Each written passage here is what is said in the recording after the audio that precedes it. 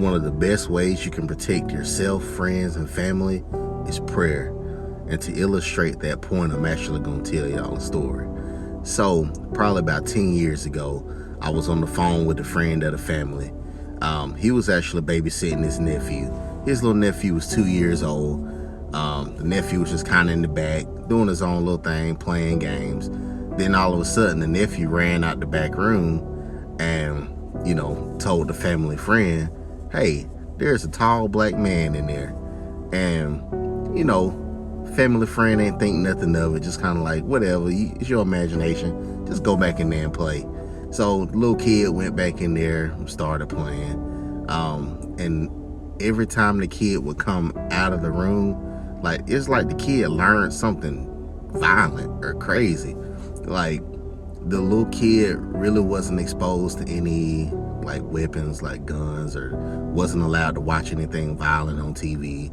But one particular time, the kid came out of the room with a pencil, pretending like it was a gun, pointing it at the family friend, pretended to shoot the family friend, just kind of a little violent stuff like that. So, and that was pretty much out of the kid's character.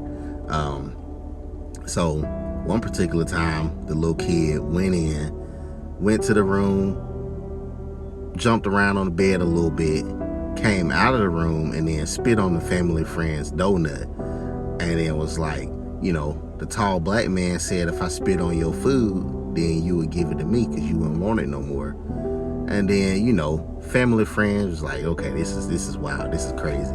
So me just kind of being on the phone, listening to what's going on, I already knew what was going on. I knew that this child actually had made a connection with the entity and was actually communicating with that entity. And that entity was, sowing seeds of violence in the little child.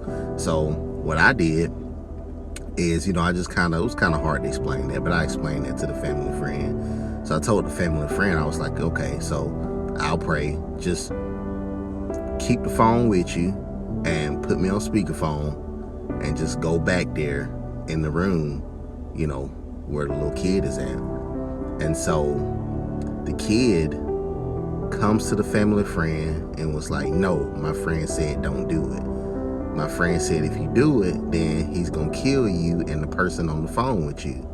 And me being fearless, I'm like, okay, whatever, it's just a fear tactic. The entity knows who I am and I know who I am, and the entity doesn't want to just kind of separate himself from communicating with that little kid. So family friend took the phone to the back room and I started praying. Literally, as soon as I started praying, it was nothing fancy, nothing crazy. I could audibly hear the front door open and slam shut. And then the little kid started crying. So the little kid is crying. The family friend is like, what's going on, nephew? Why are you crying for? And then the little kid said that y'all scared my friend away. And I got excited because I already knew what the deal was. I already knew that this friend that the little child had was actually an entity, and there needed to be some resolution there. So that's kind of the end of my story. Keep praying, keep believing, keep fasting, keep believing in yourself. Even if it's just, a few minutes out of the day, just take the time to pray. Just take the time to give thanks. Just take the time to bless others through prayer. And I promise you it makes a difference. There's a whole unseen world out there, and visually we may not be able to see what's going on, but I promise you your prayers are making a difference.